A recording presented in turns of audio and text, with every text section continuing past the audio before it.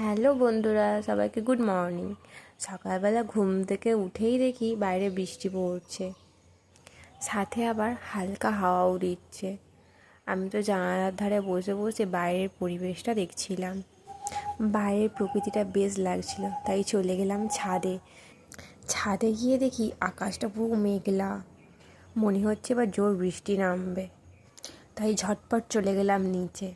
নিচে গিয়ে ব্রাশ করে নিলাম, তারপর মুখটা ধুয়ে নিয়ে ভাবলাম একটু চা খাই। গলাটাও হালকা ব্যথা ব্যথা করছিল, ঠান্ডা লেগে গেছে মনে হয়, তাই একটু আদা দিয়ে চা করলাম। চা হয়ে গেছে। আমি তো চা আর টোস্ট নিয়ে বসে পড়লাম চা খেতে।